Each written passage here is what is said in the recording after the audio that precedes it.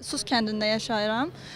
Mən universitetdən keçən il məzun olmuşam və mən yeni məzun olaraq mənim üçün belə prestijli imkanların yaradılması mənim üçün çox cəlbedici və bunun üçün də hər kəsə təşəkkür edirəm. Hazırdakı ixtisaslar bizə də uyğundur və inanıram ki, yaxşı geri dönüşlər olacaq. Buna görə həmçinin də Məşğulluq Agentliyinə də təşəkkür edirəm ki, belə bir şərait yaratdılar bizə. İl yarımdır köçmüşəm bura.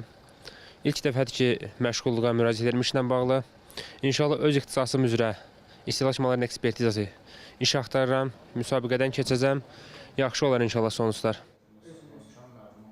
Böyük qayıdışa dair birinci dövlət proqramı çərçivəsində işğaldan azad edilmiş ərazilərimizdə əhalinin məşğulluğunun təmin edilməsi məqsədi ilə Dövlət Məşğulluq Agentliyi tərəfindən daimi aktiv məşğulluq tədbirləri həyata keçirilir. O cümlədən bugün də Laçın şəhərində yaxın gələcəkdə açılması nəzərdə tutulan Laçın hava limanı ilə bağlı Azal'la birgə min əmək yarmarkası çərçivəsində vətəndaşların müraciətləri dinlənildi. Bugünkü min yarmarkamızda Azal 100-dən çox vakansiya təqdim edibdir və özünüzdə müşahidə etdiniz ki, 120-dən çox vətəndaşımız qeydiyyatdan keçibdir.